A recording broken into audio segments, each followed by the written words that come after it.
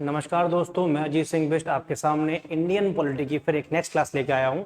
अभी तक हम आर्टिकल 13 पढ़ चुके थे। मैं हल्का सा आपको बैकअप लेके चलूंगा, जो मैंने पिछली वीडियो में कराया था वो आपको मैं अब कराऊंगा, ठीक है ना। तो हम आर्टिकल 13 पढ़ रहे हैं, मतलब पढ़ चुके हैं। तो आर्टिकल 13 मैंने आपको पहला भी 13 का एक भी पढ़ा दिया और 13 का दो भी पढ़ा दिया। मैंने आर्टिकल 13 एक में बताया था कि आर्टिकल 13 एक ये कहता है कि संविधान बनने से पहले अगर कोई ऐसी विधि है जो मौलिक अधिकारों को उल्लंघन करती है तो उसको शून्य घोषित मान लिया जाएगा। और आर्टिकल 13 ये कहता है कि संविधान बनने के बाद राज्य ऐसी कोई विधि नहीं बनाएगा, मतलब संविधान 1950 में लागू हो गया, उसके बाद कोई ऐसी विधि नहीं बनाई जाएगी राज्य के द्वारा जो किसी मौलिक अधिकार को कम करती हो या मौलिक अधिकार को छीनती हो। अगर ऐसी कोई विधि बनाई जाती है तो उस विधि को शून्य घोषित मान लिया जाएगा। इतना हम पढ़ चुके थे। फिर मैंने आपको बताया था कि आर्टिकल 13(2) से ही क्या है, न्याय पुनर्विलोकन की एक न्याय पुनर्विलोकन की झलक मिलती है। कहाँ? आर्टिकल 13(2) से। अब देखिए, मैंने आपको ये भी बताया था कि न्याय पुनर्विलोकन क्या होता है, ठीक है। तो मैंने आपको बताया था कि न्याय पुनर्विलोकन के बारे में कि सरकार के न्यायपालिका के पास ये पावर है कि सरकार के द्वारा बनाई गई विधि की जांच कर सकती है कि ये विधि कहीं ना कहीं मौलिक अधिकार का उल्लंघन तो नहीं कर रही है, मौलिक अधिकार को छीन तो नहीं रही है या उसे कम कर रही हो। अगर कोई ऐसी विधि है तो न्यायपालिका उस विधि को संविधान का उल्लंघन मान के उसे खत्म भी कर सकता है, ठीक है ना। ये हम सब पढ़ चुके थे अब तक। अब इसकी नेक्स्ट क्लास, ठीक। वैसे तो मैंने आपको ये भी बता दिया था, ठीक है।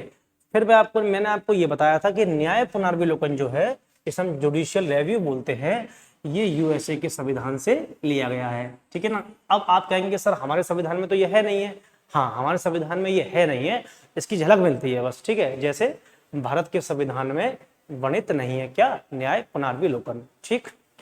फिर अगर मैं आपसे बात करूं, न्याय पुनर्विलोकन की झलक अनुच्छेद 13, अनुच्छेद 32 और अनुच्छेद 226, यहाँ पे इसकी झलक मिलती है। किसकी? जुडिशियल रिव्यू, जिसे हम न्याय पुनर्विलोकन बोलते हैं, ठीक। अब आर्टिकल 32 में आपको पता है सुप्रीम कोर्ट जाने का अधिकार है। जो आपके मौलिक अधिकार मिले हुए हैं 14 से लेके 32 तक, अगर उनका उल्लंघन कोई करता है या राज्य के द्वारा वो छीने जाते हैं तो आपके पास पूरा अधिकार है कि आर्टिकल 32 के द्वारा आप सुप्रीम कोर्ट में चुनौती दे सकते हैं और आर्टिकल 226 के अकॉर्डिंग हाई कोर्ट में चुनौती दे सकते हैं, ठीक है ना। और आर्टिकल 13(2) मैंने आपको पढ़ाया है। एक मिनट, मोबाइल साइलेंट पे लगा लूं, ठीक। इतनी बात समझ में आ गई। तो अनुच्छेद 13, अनुच्छेद 32 और अनुच्छेद 226 न्यायिक पुनर्विलोकन की बात करता है। अच्छा, मैं आपको एक बात और बता दूं, यूपीएसआई मेरा टारगेट है जो मैं इसमें पढ़ा रहा हूं, और बेसिक बेसिक बातें अगर आप पढ़ लेंगे तो वो आपके और छोटे एग्जाम में भी काम करेगा, ठीक। अगर मैं आपको बात बताऊं, भारत का जो न्याय पुनर्विलोकन है यूएसए की तुलना में कमजोर है। जैसे हमने यूएसए से जो न्याय पुनर्विलोकन लिया है वो भारत की तुलना में ज्यादा स्ट्रांग है। कौन सा? यूएसए वाला। और हमारा जो न्यायिक पुनर्विलोकन है वो कमजोर है यूएसए की तुलना में, ठीक। ऐसा मैं क्यों बोल रहा हूँ? क्योंकि यूएसए में, अमेरिका में न्यायपालिका के पास बहुत ज्यादा पावर है, ठीक है, जितनी भारत की न्यायपालिका में नहीं है, ठीक। ऐसा मैं नहीं कह रहा, संविधान के जानकार कहते हैं, ठीक। आगे अब आर्टिकल 13(2) भी मैंने आपको पढ़ाया है। आर्टिकल 13(2) की अगर मैं बात करूं तो आर्टिकल 13(2) में कुछ नहीं है, विधि शब्द की परिभाषा दी गई है। मतलब हमने आर्टिकल 13(1) पढ़ लिया, हमने आर्टिकल 13(2) पढ़ लिया और आर्टिकल 13(3) पढ़ रहे हैं। 13(3) की बात करूं तो यहाँ पे विधि शब्द की परिभाषा है। और विधि शब्द से मतलब क्या है, ये बताया गया कि विधि के अंदर क्या क्या आएगा। ये विधि को हम इतना फोकस क्यों कर रहे हैं, इस विधि को हम क्यों परिभाषित कर रहे हैं? क्योंकि आप देखोगे आर्टिकल 13(2) में ये लिखा हुआ है, राज्य ऐसी कोई विधि नहीं बनाएगा। राज्य क्या करेगा? ऐसी कोई विधि नहीं बनाएगा। तो अब मुद्दा ये आया कि विधि के अंदर क्या क्या आता है, ठीक है ना। ये पता तो होना चाहिए विधि के अंदर क्या आता है और क्या नहीं आता है, ठीक है ना। तो अब तो आर्टिकल 13(2) में बता दिया गया है, 13(3) में, आर्टिकल 13(3) में ये बताया गया कि विधि के अंदर क्या क्या आएगा। तो विधि के अंदर क्या क्या आएगा आप देखिए। कानून, जो भी कानून बनाए जाएंगे विधि के दायरे में आएंगे। अध्यादेश, आप सब जानते हैं राष्ट्रपति भी अध्यादेश जारी करता है। कोई आदेश, कोई अधिसूचना, कोई नियम विनियम और प्रथा, ठीक है, ये सब किस में आते हैं? या विधि शब्द की परिभाषा के अंदर आते हैं। आते तो और भी हैं, मैंने आपको कुछ इंपॉर्टेंट टिक लगा दिए हैं, ठीक है। फिर मैं आपको बताऊं, अब नोट, ये नोट इतना इंपॉर्टेंट है आपके लिए और इसी के लिए 1950 से लेके और 1975 तक बहुत बड़ा डिबेट चलता है, ठीक है। क्या डिबेट चलता है राजनीति में 1951 से लेके 50 से 1951 या 50 से स्टार्ट करें हम तो 1975 तक बहुत बड़ा डिबेट रहता है किस चीज के लिए, जो नोट लिखा हुआ है। इस नोट को मैं आपको समझाता हूं, मेरी बात सुनिए। देखिए इस नोट में कुछ नहीं, यहां लिखा हुआ है संविधान संशोधन विधि की परिभाषा में नहीं आता है। मतलब जो हम आर्टिकल 368 पढ़ते हैं, जिन लोगों ने पढ़ रखा है उन्हें पता होगा कि इसके अंदर संविधान संशोधन आता है। मतलब संविधान संशोधन क्या होता है, संविधान के अंदर परिवर्तन करना हो, उसमें बदलाव करना हो, ठीक है, या कुछ जोड़ना हो या कुछ कम करना हो, उसी को बोला जाता है संविधान संशोधन। संविधान संशोधन कॉन्स्टिट्यूशनल अमेंडमेंट जो आर्टिकल 368 के अंदर आता है। ठीक है, फिर मेरी दूसरी बात मैं आपको बताऊं, जो 368 के अंदर आता है, तो ये अब मुद्दा ये आया कि अगर हम आर्टिकल 13(2) तो ये कहता है, आर्टिकल 13(2) ये कहता है कोई ऐसी विधि नहीं बनाई जाएगी, कोई ऐसी विधि नहीं बनाई जाएगी जो मौलिक अधिकार को कम करे या उसे खत्म करे। अगर ऐसी कोई विधि बनाई जाएगी तो शून्य घोषित मान ली जाएगी। और 13(3) में विधि के अंदर क्या क्या आता है ये बता दिया गया। मगर सवाल ये उठा कि संविधान संशोधन विधि के अंदर आता है या नहीं आता। क्या संविधान संशोधन करके हम मौलिक अधिकार में चेंज कर सकते हैं? अभी तो मैंने लिख दिया यहाँ पे, यहाँ बता दिया है संविधान संशोधन विधि की परिभाषा में नहीं आता। ठीक है, अगर संविधान संशोधन विधि की परिभाषा में नहीं आता है तो उसका मतलब साफ साफ ये है कि संविधान में संशोधन करके मौलिक अधिकार में उसको कम या ज्यादा या उसमें कुछ नया जोड़ सकते हैं या कुछ खत्म कर सकते हैं। मगर ये आज आप कह रहे हैं 1950 के 51 के आसपास ये बहुत बड़ा मुद्दा था कि संविधान संशोधन विधि के दायरे में है या नहीं है। इसके लिए हम कुछ सुप्रीम कोर्ट के कुछ केस पढ़ेंगे, वहां पे आपको ये सही से परिभाषित हो जाएगा। ठीक, जैसे मैं अभी तो आप इसे याद कर लीजिए, ठीक है, आता है। मगर अब हम जब जाएंगे इतिहास में जाएंगे तब पता चलेगा कितना डिबेट हुआ था इस टॉपिक को लेके कि संविधान संशोधन विधि शब्द में आता है या नहीं। ठीक, सुप्रीम कोर्ट के कुछ इंपॉर्टेंट केस पढ़ने वाले हैं हम लोग, सुप्रीम कोर्ट के कुछ महत्वपूर्ण केस पढ़ने वाले हैं हम। और इसमें पहला केस है Shankari Prasad case 1951, Sajjan Singh case 1965, Golaknath case 1967 और केशवानंद भारती केस 1973। ये कुछ केसेस हैं, इन केसेस को हम पढ़ने वाले हैं। इन्हीं केसेस में हम जानेंगे क्या पृष्ठभूमि रही है कि संविधान संशोधन विधि का पार्ट है या नहीं है। मैं आपको फिर बता दूं, विधि शब्द से ये तय होगा कि मौलिक अधिकार में चेंज होगा या नहीं होगा, क्योंकि आर्टिकल 13(2) साफ साफ कहता है कि राज्य ऐसी कोई विधि नहीं बनाएगा जो मौलिक अधिकार का उल्लंघन करे, ठीक है, या उसे कम करे। अगर ऐसी कोई विधि बनाई जाएगी तो वो विधि शून्य घोषित मान ली जाएगी। ठीक है ना। अब मुद्दा ये उछला कि संविधान संशोधन विधि का पार्ट है या नहीं है, वो विधि के दायरे में आता है या नहीं आता। अगर आता है तो संविधान संशोधन करके भी परिवर्तन नहीं हो पाएगा, और नहीं आता है तो हम मौलिक अधिकार में संविधान संशोधन करके चेंजेस कर सकते हैं। ठीक है, तो क्या अब ये 1950-51, अगर 1951 के देखें पृष्ठभूमि, तो पृष्ठभूमि भारतीय राजनीति में ये थी, क्या मौलिक अधिकार में संशोधन हो सकता है, ये सवाल बार बार उठ रहा था। और ये सवाल उठ रहा था और इसी सवाल के साथ साथ विधायिका और न्यायपालिका में विवाद भी चलना स्टार्ट हो गया। न्यायपालिका अपना मत रखती है और विधायिका अपना मत रखती है। विधायिका क्या, जो कानून बनाती है, जैसे संसद किसका पार्ट है, विधायिका का ही पार्ट होता है। संसद का काम होता है कानून बनाना। ठीक, तो विधायिका क्या करती है, कानून बनाती है, न्यायपालिका उस कानून की रक्षा करती है। ठीक, तो यहां से इनके मतभेद शुरू कैसे होंगे मैं आपको समझाता हूं। हुआ ये, विधायिका जैसे विधायिका को जो हम बोलते हैं लेजिस्लेटिव, इसे मिटा देता हूं एक मिनट। देखिए अगर मैं बात करूं तो विधायिका को हम बोलते हैं लेजिस्लेटिव बोलते हैं। किसको बोलते हैं, विधायिका को। ठीक है, और विधायिका का काम होता है कानून बनाना। क्या होता है विधायिका का काम, कानून बनाना। और कानून का बनता है हमारा पार्लियामेंट में। कहां बनता है बच्चों, पार्लियामेंट में, मतलब संसद में बनता है कानून। ठीक, अब संसद, ठीक है, अब यहीं से हमें समझ में आएगा कि विधायिका और न्यायपालिका में क्या विवाद हुआ और क्यों हुआ। ठीक, तो हुआ ये बच्चों, संसद ने एक कानून बनाया जिस कानून का नाम था लैंड सीलिंग एक्ट 1951। ठीक है ना। इस एक्ट में क्या था मैं आपको बताऊं, देश अभी नया नया आजाद हुआ है, संविधान लागू हुआ है 1950 के आसपास। ठीक है, संविधान लागू हो चुका है और भारत सरकार, प्रधानमंत्री जवाहरलाल नेहरू है। जब ये देखा जाता है कि 100% लोग हैं, तो इस 100% में से 95% के पास भूमिहीन है, मतलब उनके पास जमीन नहीं है। केवल 5% लोगों के पास ही पूरी भूमि है, लैंड एरिया है, मतलब उनके पास अच्छी खासी जमीन है, और 95% लोग बिना भूमि के हैं। तो अब सरकार क्या करे ऐसे में?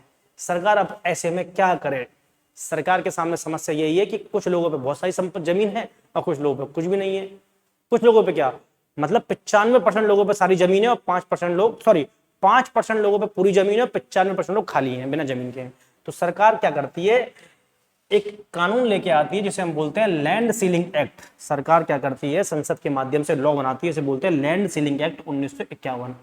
और सरकार ये तय करती है जिन जमींदारों पर ज्यादा भूमि है उनकी जमीन छीन के सरकार डेवलपमेंट में लगाएगी, और गरीबों को, और जिन पर भूमि नहीं है उनको वो जमीन बांट देगी। ठीक है, जैसा यहाँ लिखा हुआ भी है। अगर आप यहाँ देखेंगे तो जमींदारों की एक सीमा से ज्यादा भूमि को सरकार द्वारा लिया जाएगा। ठीक है ना, ये 1951 में किया गया। फिर अब क्या हुआ, जैसे ही संसद ने ये लॉ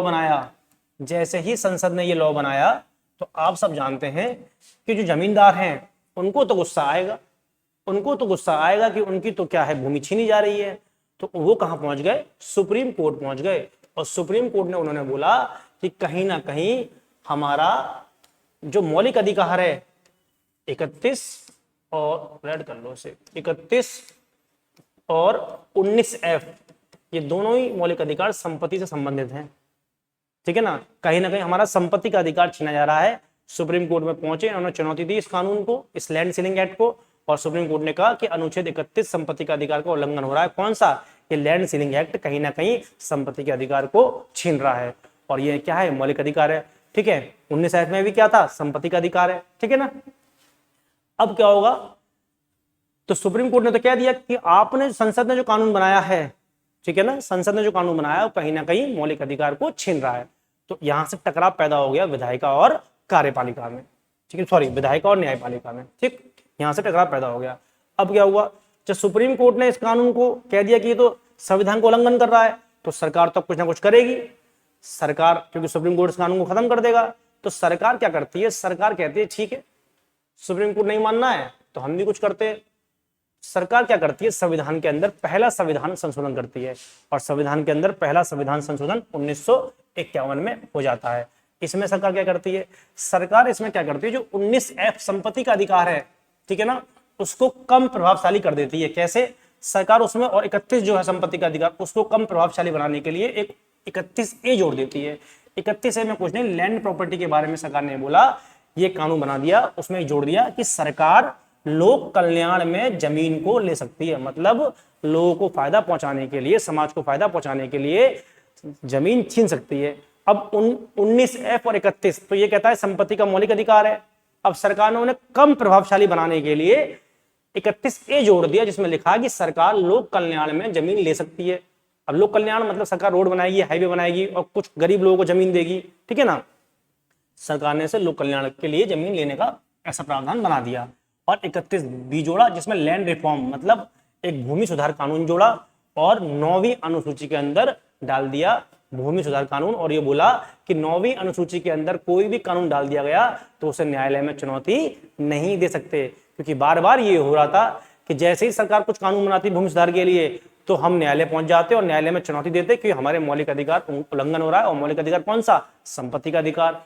तो सरकार ने एक अनुसूची बना दी 9वीं, और बोल दिया कि इस 9वीं अनुसूची में अगर कोई कानून डाल देंगे तो उसको आप न्यायालय में चुनौती नहीं दे सकते हैं। और जब ये केस शुरू हुआ, जब ये चीज स्टार्ट हुई, ठीक है, तो अब क्या हुआ, मामला गया सुप्रीम कोर्ट। मामला कहां गया, सुप्रीम कोर्ट। ठीक है ना, अब सरकार ने एक्ट बना दिया, तो जितने भी राज्य सरकार थी वो सब धीरे धीरे, जितने भी राज्य थी, राज्यों में सरकार थी, वो धीरे धीरे ये कर रही थी कि अपने अपने राज्य में एक्ट बना रही थी भूमि को लेके कि भूमि छीनेंगे जिनके पास ज्यादा भूमि है। तो ऐसे ही बिहार में क्या हुआ, बिहार में एक व्यक्ति की जमीन छीन ली गई, तो इसी वो बिहार, वो लोग कहां चले गए, इनका ये है केस, सॉरी ओफो, ये केस है शंकरी प्रसाद केस। एक मिनट,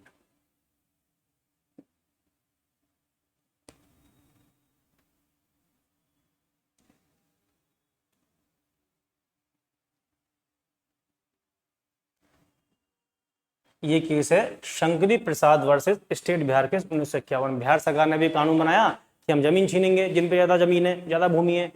तो हुआ क्या, जब ये मामला सुप्रीम कोर्ट में गया तो इस केस को नाम दिया गया शंकरी प्रसाद वर्सेस स्टेट बिहार 1951। तो यहाँ पे क्या हुआ, पहली बार ये पूछा गया कि जो ये लॉ बनाया गया है, जो ये लॉ बनाया गया है, कहीं ना कहीं ये लॉ मौलिक अधिकार को छीन रहा है। ठीक है ना, कहीं ना कहीं ये कानून मौलिक अधिकारों को छीन रहा है। ठीक है, तो सुप्रीम कोर्ट ने इस पे एक पीठ बनाई अपनी, और सुप्रीम कोर्ट ने संविधान का अध्ययन किया, संविधान का अध्ययन किया कि ये बात सही है या गलत है। और जब सुप्रीम कोर्ट संविधान का अध्ययन करता है और ये देखता है कि कुछ चीज गलत या सही देखता है, क्या क्या सही है क्या गलत है, संविधान को पढ़ता है, रीड करता है। ठीक है ना, संवैधानिक सभा में जो लोग, जो संविधान सभा के जो मेंबर थे, उनके क्या विचार थे उनको देखता है, तो उसी को बोलते हैं संवैधानिक पीठ। क्या बोलते हैं उसे, संवैधानिक पीठ, मतलब संविधान की जांच करना। तो सुप्रीम कोर्ट ने जांच करी और इसी को बोलते हैं संवैधानिक पीठ। और इसीलिए बोला जाता है कि भारत की पहली संवैधानिक पीठ शंकरी प्रसाद केस में बैठी थी। ठीक है ना, संवैधानिक पीठ का पहला किस्सा था और इसमें जज कितने थे, 5। हमेशा याद रखना, जब भी संवैधानिक पीठ बैठती है तो उसमें कम से कम जज कितने होते हैं, 5 जज उसमें होते हैं। ठीक है, 5 जज होना अनिवार्य है। ठीक है, सुप्रीम कोर्ट का निर्णय, क्या निर्णय आया सुप्रीम कोर्ट का शंकरी प्रसाद केस में, क्योंकि शंकरी प्रसाद केस में सुप्रीम कोर्ट ये जांच कर रहा है कि सरकार ने जो संपत्ति का अधिकार कम किया है इन एक्ट को बना के, ये संवैधानिक है या गैर संवैधानिक है, या सरकार ऐसा कर सकती थी संसद के माध्यम से या नहीं। क्या संसद के पास संविधान संशोधन की, क्या संसद के पास संविधान संशोधन की जो शक्ति है वो यहाँ लागू होती है या नहीं होती। तो सुप्रीम कोर्ट क्या बोलता है, सुप्रीम कोर्ट कहता है संविधान संशोधन एक विशेष विधि है, ये सामान्य विधि नहीं है। मतलब जो आप बार बार आर्टिकल 13(2) में कह रहे हैं विधि, ये वो विधि नहीं है, ये उससे अलग है। और ये उससे अलग है तो इसका मतलब संविधान संशोधन किया जा सकता है, और ये सरकार के पक्ष में आया फैसला। ठीक है ना, और सुप्रीम कोर्ट ने बोला ये सामान्य विधि नहीं है, ये एक विशेष विधि है। ठीक है, फिर सज्जन सिंह केस आया सुप्रीम कोर्ट में और सुप्रीम कोर्ट ने यहां भी यही निर्णय दिया। ठीक, अब आगे हम बात करें तो आगे फिर केस चलता ही रहा। अब क्या हुआ, अब पंजाब सरकार ने भी एक केस बनाया। मैंने आपको बताया हर सरकार, हर राज्य की सरकार जमीन लेने के लिए, भूमि को लेने के लिए नए नए कानून बना रही थी। पंजाब में भी एक कानून आता है और पंजाब में एक कानून आता है। ठीक है, तो वहां पे एक व्यक्ति थे, मेंबर नहीं, एक व्यक्ति थे जिनका नाम था गोलकनाथ। गोलकनाथ के पास 500 एकड़ जमीन थी। कितनी जमीन थी, 500 एकड़ जमीन थी। तो वहां की पंजाब सरकार ने बोला कि 500 एकड़ में से सिर्फ गोलकनाथ को 30 एकड़ जमीन मिलेगी, बाकी जो जमीन होगी वो सरकार ले लेगी, कुछ गरीबों को बांट देगी और कुछ अपने काम के लिए, डेवलपमेंट के लिए, मतलब सामाजिक बदलाव करने के लिए यूज करेगी, उपयोग करेगी। ठीक है, ऐसा हुआ, 500 एकड़ में से 30 एकड़ मिलेगी बस। अब बताओ, किसी की 500 एकड़ जमीन में से सिर्फ 30 एकड़ जमीन दी जाए तो उसको गुस्सा तो आएगा। तो गोलकनाथ कहां पहुंच गए, सुप्रीम कोर्ट पहुंच गए, और इस केस का नाम पड़ा गोलकनाथ बनाम पंजाब राज्य केस। पीछे आपने शंकरी प्रसाद केस में देखा कि सुप्रीम कोर्ट को जो फैसला आया था वो सरकार के पक्ष में आया था। अब गोलकनाथ पहुंच गए और गोलकनाथ ने उस समय के सबसे टॉप वकील जो थे, पालकीवाला को हायर किया। उस समय के सबसे फेमस वकील पालकीवाला। और पालकीवाला जब कोर्ट में गए तो उन्होंने कुछ कोर्ट से अपनी बात रखी, उन्होंने कोर्ट को मजबूर कर दिया। ठीक है, मजबूर मतलब कोर्ट को समझा दिया कि कहीं ना कहीं संविधान के अंदर संशोधन करके मौलिक अधिकार नहीं छीना जा सकता। उनने इतनी अच्छी डिबेट करी सुप्रीम कोर्ट के सामने और सुप्रीम कोर्ट ने अपना फैसला सरकार के पक्ष में नहीं दिया। देखिए क्या बोले पालकीवाला गोलकनाथ के वकील थे। पहले इसके बारे में जानिए, ये दूसरी सबसे बड़ी सुप्रीम कोर्ट की बेंच थी। मतलब सुप्रीम कोर्ट में बड़ी और छोटी इस बात पर तय होती है कि सुप्रीम कोर्ट की बेंच में कितने जज बैठे हैं। तो यहाँ जज 11 थे, इसका मतलब इससे पहले भी कोई होगी जहाँ 11 से ज्यादा जज बैठे होंगे, वो सबसे बड़ी होगी। ये दूसरी सबसे बड़ी है, तो इससे पहले वाली भी कोई इससे बड़ी होगी, वो है केशवानंद भारती केस, हम आगे पढ़ेंगे। दूसरी सबसे बड़ी बेंच है, इस बेंच में 11 जज थे और जो फैसला आया था वो 6:5 से आया था। मतलब 6 लोग पक्ष में थे और 5 लोग पक्ष में नहीं थे। क्या आया फैसला, इस केस में सुप्रीम कोर्ट ने कहा कि शंकरी प्रसाद केस और Sajjan Singh case supreme court ने पलट दिया। मतलब सज्जन सिंह केस और शंकरी प्रसाद केस में जो फैसला आया था वो गोलकनाथ केस में सुप्रीम कोर्ट ने पलट दिया। और जब पलट दिया तो क्या निर्णय दिया सुप्रीम कोर्ट ने, निर्णय दिया कि संविधान संशोधन एक सामान्य विधि माना जाएगा। संविधान संशोधन एक सामान्य विधि माना जाएगा। मतलब जो विधि 13(2) में लिखा हुआ है विधि शब्द, ये वही विधि है। अगर ये वही विधि है तो इसका मतलब मौलिक अधिकार में संशोधन नहीं किया जा सकता। तो क्या बोला, मौलिक अधिकार में संशोधन नहीं हो सकता। और गोलकनाथ केस में सुप्रीम कोर्ट कहता है कि ये फैसला भविष्यलक्षी दृष्टिकोण को अपनाया गया, मतलब आगे से जो पीछा आपने कर दिया, जो जमीन ले ली वो ठीक है, अब हम उसमें कुछ हस्तक्षेप नहीं करेंगे। आगे से आप याद रखिए, आगे से याद रखिए, जब भी आप कुछ भी ऐसा कानून बनाएंगे तो आप इस बात का ध्यान रखेंगे कि मौलिक अधिकार का उल्लंघन ना हो। मैं आपको बता दूं, सुप्रीम कोर्ट के फैसले दो तरीके से आते हैं। एक उनके ऑर्डर जो आते हैं, एक होता है भूतपूर्व, एक होता है भूतलक्षी और एक होता है भविष्यलक्षी। ठीक है, तो पूर्व तिथि से कानून लागू होना, मतलब जो सुप्रीम कोर्ट का फैसला पूर्व तिथि से लागू होता है उसे बोलते हैं भूतलक्षी, और जो वर्तमान से लागू होता है भविष्य, ठीक है, उसे बोलते हैं भविष्यलक्षी। ठीक है ना, तो दो तरह के सुप्रीम कोर्ट के निर्णय होते हैं। तो ये सुप्रीम कोर्ट का फैसला आया। ठीक है, अब क्या हुआ, सरकार को भी गुस्सा आएगा। तो मैं बता क्या रहा हूं, विधायक और न्यायपालिका में क्या है, टकराव चल रहा है। जब सुप्रीम कोर्ट ने गोलकनाथ केस में ये फैसला पलट दिया तो अब सरकार का भी मूड खराब हो गया।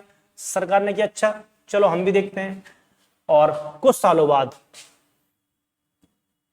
पीछे बात करें तो कब आया था ये केस, 1967 में, 67 के बाद 71। ठीक है, 71 में केस, 71 में क्या हुआ, सुप्रीम कोर्ट ने, 71 में क्या हुआ, अब 71 में क्या हुआ कि सुप्रीम कोर्ट ने संविधान के अंदर एक संशोधन ही कर दिया। क्या कर दिया, पूरा संविधान के अंदर पूरा एक संशोधन ही कर दिया। क्योंकि मैं आपको बार बार बता रहा हूं, विधायिका और न्यायपालिका में मतभेद चल रहे हैं। क्या चल रहे हैं, मतभेद चल रहे हैं। अब आप देखिए हुआ क्या, अब ये हुआ जब सुप्रीम कोर्ट को ये लगा कि जब सरकार को ये लगा कि सुप्रीम कोर्ट कहीं ना कहीं विधायिका के कार्य में हस्तक्षेप कर रही है, तो सुप्रीम कोर्ट ने संविधान के अंदर एक संशोधन ही कर दिया। और हम इसे वर्तमान में जानते हैं 24वां संविधान संशोधन 1971। ठीक, और संविधान के अंदर अनुच्छेद 13 जोड़ा गया। अनुच्छेद 13 ये कहता है, क्या कहता है कि अनुच्छेद 13 कहता है कि अनुच्छेद 13 की कोई बात, एक मिनट, हाँ, अनुच्छेद 13(4) जोड़ा गया। और अनुच्छेद 13(4) में क्या जोड़ा गया कि अनुच्छेद 13 की कोई बात अनुच्छेद 368 पर लागू नहीं होगी। मतलब जो आप बार बार संविधान संशोधन को एक सामान्य विधि मान रहे हैं, एक सामान्य विधि नहीं है, ये एक विशेष विधि है और संविधान में संशोधन हो सकता है। ठीक है, तो क्या मौलिक अधिकार में संशोधन हो सकता है। कब बोला गया है, 24वें संविधान संशोधन 1971 में। ठीक, आगे मैं आपको बताऊं,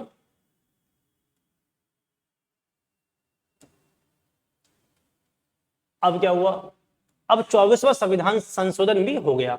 ठीक है, अब जैसे ही 24वां संविधान संशोधन हुआ, फिर सुप्रीम कोर्ट को गुस्सा आ गया। ठीक है ना, और सुप्रीम कोर्ट में केस आया, केशवानंद भारती केस। ठीक है ना, इस केस की पृष्ठभूमि अलग थी।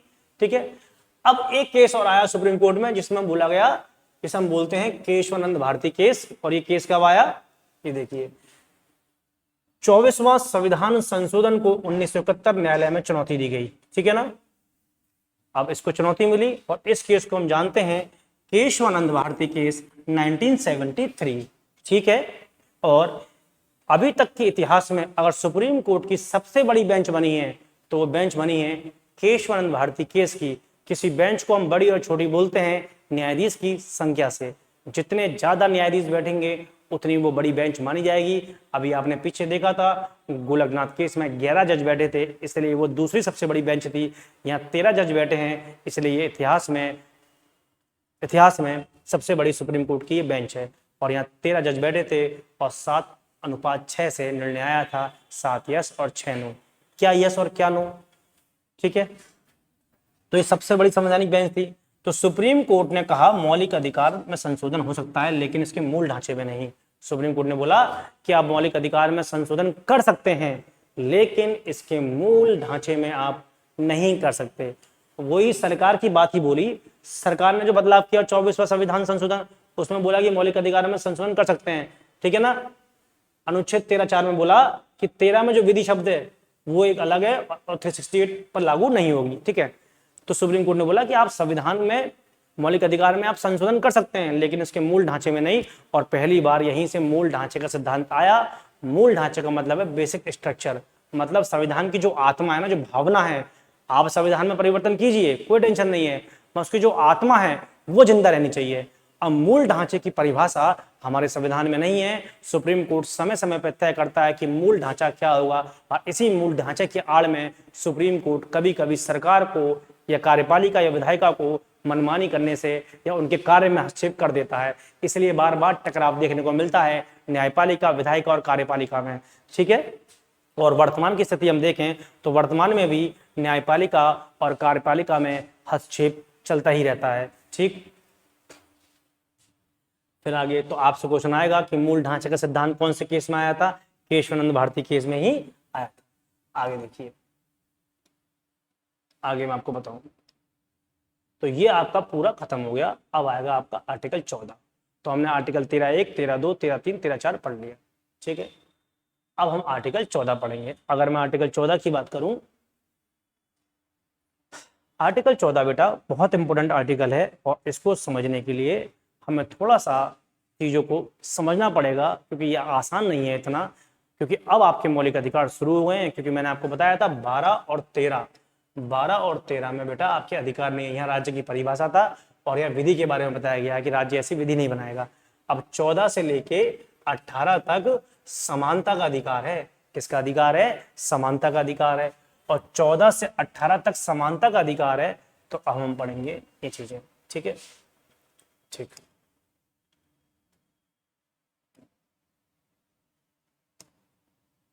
ठीक,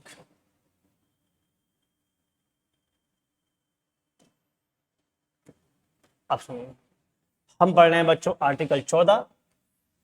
आर्टिकल 14 कहता है विधि के समक्ष समता। क्या कहता है? विधि के समक्ष समता की बात करता है। तो अब यहाँ पे इसका मतलब क्या है, मैं आपको बताता हूँ। देखिए, यहाँ ये बताया गया है, पहले तो मैं आपको बता चुका हूँ आर्टिकल 12 में राज्य की परिभाषा क्या है, और जिसको नहीं पता तो ये मान ले कुछ टाइम के लिए सरकार को हम राज्य मानेंगे, सरकार को हम क्या मानेंगे? राज्य मानेंगे, ठीक है। तो यहाँ बोला गया है राज्य भारत के राज्य क्षेत्र में किसी व्यक्ति को विधि के समक्ष समता और विधियों के समान संरक्षण से वंचित नहीं करेगा। अब दो शब्द यहाँ पे, दो लाइन आई है। एक आई है विधि के समक्ष समता और विधि के समान संरक्षण से वंचित नहीं करेगा। इन दोनों लाइनों को ही हमें समझना है, और इन्हें समझने के बाद हमें ज्ञान की प्राप्ति हो जाएगी कि आर्टिकल 14 क्या कह रहा है, ठीक। तो विधि के समक्ष समता की अगर मैं आपसे बात करूं, इसे बोलते हैं इक्वलिटी बिफोर लॉ, ठीक। और विधियों के समान संरक्षण की बात करूं तो इसे बोलते हैं इक्वल प्रोटेक्शन ऑफ लॉ, ठीक है। इन दोनों को हम एक एक करके पढ़ेंगे। ये आर्टिकल 14 में दो ही लाइन है, इन्हीं दोनों लाइन से ये आर्टिकल आपको समझ में आ जाएगा। अब हम आगे बढ़ते हैं, ठीक। आर्टिकल 14 की बात करूं बच्चों, तो आर्टिकल 14 के अंदर बच्चों पहले हम पढ़ रहे हैं विधि के समक्ष समता। यहाँ क्षमता लिखा हुआ है, ये गलत है, इसको आप सही कर लेना, ये होगा समता, ठीक है ना, ठीक। तो अब मैं आपको बताता हूं विधि के समक्ष समता का मतलब क्या है। कानून की नजर में सभी लोग समान हैं। मतलब इस देश में आर्टिकल 14 में दो लाइन है, एक तो विधि के समक्ष समता, एक विधि के समान संरक्षण। हम पढ़ रहे हैं विधि के समक्ष समता, विधि के समक्ष समता पढ़ रहे हैं, और विधि के समक्ष समता पढ़ रहे हैं। तो इसका मतलब है कि देश के अंदर कानून सबके लिए एक जैसा है, कानून किसी के साथ भेदभाव नहीं करेगा, ठीक। तो ये हमने लाइन कहाँ से ली है? ये लाइन हमने ली है ब्रिटेन से ली है। कहाँ से ली है? ब्रिटेन से ली है।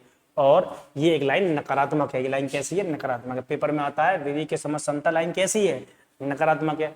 अब ये नकारात्मक क्यों है, आप मुझे बताइए। क्या विधि के लिए सब सामान्य हो जाएंगे तो ये सकारात्मक लाइन हो सकती है कभी भी? अच्छा, मैं आपको बताता हूँ।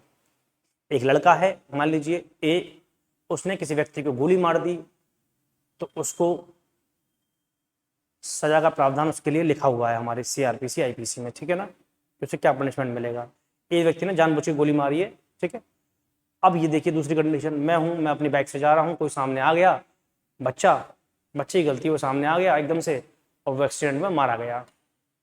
हत्या उसने भी करी है, हत्या मुझसे भी हुई है, बस अंतर इतना है कि उसने हत्या जानबूझ के करी है और मैंने हत्या गलती से हुई है। अब कानून दोनों के लिए बराबर है, तो इसका मतलब तो ये होगा कि दोनों को ही सेम पनिशमेंट दिया जाएगा। मगर ये क्या ऐसा होना चाहिए? ऐसा तो नहीं होना चाहिए। क्यों? क्योंकि मैंने तो जानबूझ के उसे नहीं मारा, मेरा इंटेंशन उसे मारने का नहीं था। हो सकता है मेरी लापरवाही की वजह से वो मर सकता है, मगर मेरा इंटेंशनली मैं उसे नहीं मारना चाहता था, मगर एक व्यक्ति उसे इंटेंशनली मारना चाहता था। तो अगर ये लाइन को हम देखें तो इसका मतलब तो यही है कि कानून की नज़र में सभी व्यक्ति समान हैं। अगर कानून की नज़र में सभी व्यक्ति समान है तो हम दोनों को एक जैसा पनिशमेंट दिया जाएगा। इसलिए ये लाइन कैसी है? नकारात्मक है। ठीक है ना? मगर आगे मैं आपको बताऊंगा कि एक जैसा पनिशमेंट क्यों नहीं मिलेगा, क्योंकि इसके आगे एक लाइन और जुड़ी हुई है जो मैं आपको आगे पढ़ाऊंगा। विधि का, अब इसमें क्या है, विधि की समझ क्षमता मतलब होता क्या है? इसका मतलब ये होता है कि विधि का शासन होगा। मतलब विधि के शासन का मतलब ये है कि जो लोग विधि से बना, जो लोग विधि बनाएंगे, जो लोग कानून बनाएंगे, वो भी विधि से बड़े नहीं होंगे। खुद विधि बनाने वाले, खुद कानून बनाने वाले कानून से बड़े कभी नहीं हो सकते। ये है विधि का शासन। और विधि ही क्या होती है? सर्वोच्च होती है, विधि से बड़ा कोई नहीं होता। यह है विधि का शासन। और विधि के समझ सब क्या है? सब समान है।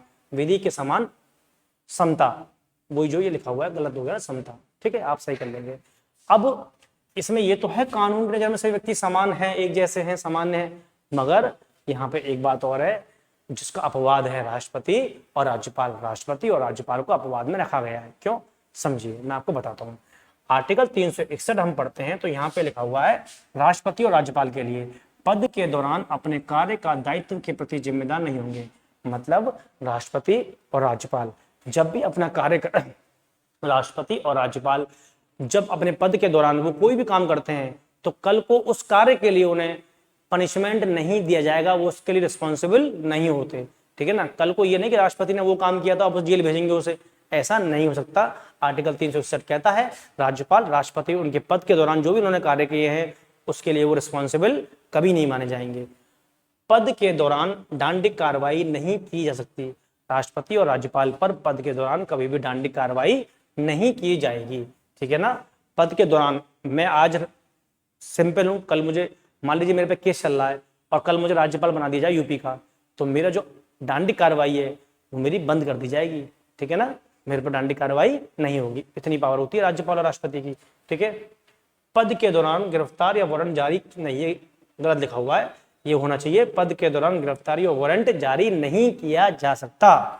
पद के दौरान राष्ट्रपति और राज्यपाल के लिए कोई भी वारंट और कोई वारंट जारी नहीं किया जा सकता और गिरफ्तारी भी उनकी नहीं हो सकती। फिर पद के दौरान सिविल कार्रवाई शुरू की जा सकती है। मतलब राष्ट्रपति और राज्यपाल पर पद के दौरान सिविल कार्रवाई की जा सकती है। सिविल कार्रवाई से मतलब यह है जैसे जमीन आपने किसी की कब्जा कर ली है तो ये सिविल मामला आता है। ठीक है ना? देखिए, दो तरह के मामले होते हैं, एक होते हैं क्रिमिनल मैटर जिसे बोलते हैं आपराधिक मामले, एक होते हैं दीवानी मामले। ठीक है ना? सिविल मैटर शायद उन्हीं को बोलते हैं, दीवानी मामले को। ठीक है ना?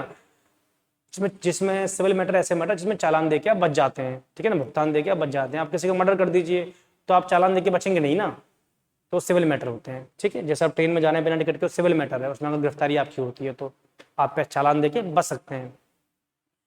आर्टिकल 105 में ये राज्यपाल राष्ट्रपति के लिए नहीं है। आर्टिकल 105 संसदीय विशेष अधिकार है और संसदीय विशेष अधिकार का मतलब एमपी की बात चल रही है।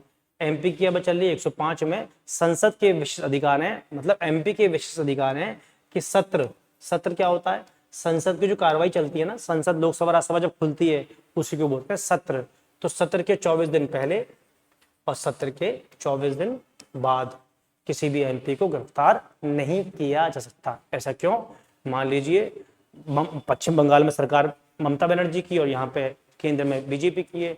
बीजेपी को कोई लोकसभा के अंदर बिल पास करवाना है, ममता बनर्जी चाहती है वो बिल पास ना हो, तो अपनी पावर का मिसयूज करके कहीं उन सांसदों को गिरफ्तार ना कर लें या कुछ उन्हें ऐसा फंसा ना दे किसी मैटर में, इसलिए ये प्रावधान रखा गया है। ठीक है ना? तो सत्र के 24 दिन पहले और सत्र के 24 दिन बाद एमपी को गिरफ्तार नहीं किया जा सकता। ऐसे ही बच्चों राज्य विधानमंडल के बारे में यहाँ बताया गया है। राज्य विधानमंडल से मतलब क्या है? एमएलए के बारे में बताया गया है कि एमएलए को सत्र के 24 दिन पहले और 24 दिन बाद गिरफ्तार नहीं किया जाएगा। ठीक, तो यही सब यहाँ पे हमें बताया गया है।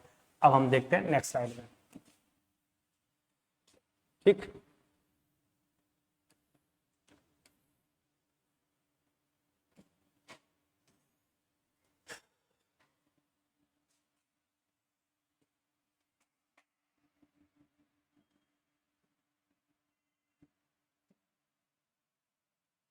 अब मैं आपको बताऊं, अब हमने विधि के समक्ष समता पढ़ लिया, अब हम पढ़ रहे हैं विधि के समान संरक्षण पढ़ रहे हैं।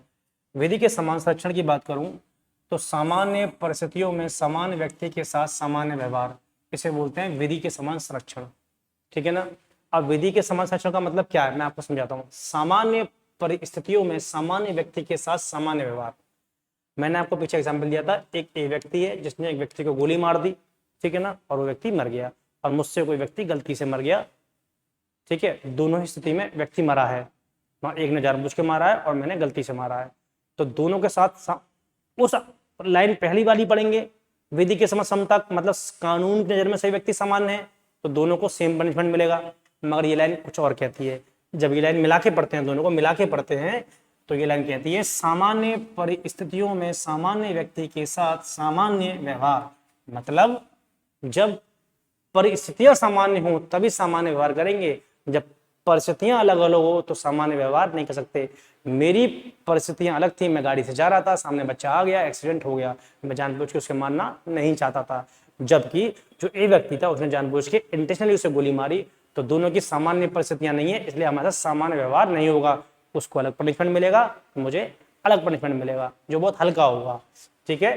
तो ये सोर्स कहां से लिया गया है, यूएसए से लिया गया है, मतलब ये स्रोत कहां से है, ये लाइन कहां से ली गई है, वो लाइन ली गई है ब्रिटेन से और ये लाइन ली गई है यूएसए से, और ये लाइन सकारात्मक अवधारणा को दिखलाती है और वो नकारात्मक थी, क्योंकि वो कह रहा था कि सभी सामान्य है, और सभी सामान्य कैसे हो सकते हैं, मतलब सभी के लिए कानून सामान्य कैसे हो सकता है, ठीक है ना। तो अभी ये कहना चाह रहा है, ये लाइन क्यों जोड़ी गई है, क्योंकि ये लाइन इसलिए जोड़ी गई है कि सभी की सामाजिक व आर्थिक स्थिति सामान्य नहीं है, इसलिए सामान्य परिस्थिति में सामान्य व्यक्ति के साथ सामान्य व्यवहार नहीं हो सकता। जब सबकी परिस्थितियां सामान्य नहीं है तो हम सामान्य व्यवहार कैसे कर सकते हैं किसी के साथ, इसको मैं आपको बहुत अच्छे एग्जाम्पल के साथ समझाऊंगा बच्चों। देखिए, लाइन पहली थी विधि के समक्ष समता होगा, क्या होगा, विधि के समक्ष समता और विधि के समान संरक्षण। इसका मतलब ये है कि कानून सबके लिए एक जैसा है, कानून किसी के लिए अलग अलग नहीं है, सबके लिए कानून एक जैसा ही होगा, इसका अर्थ ये है। और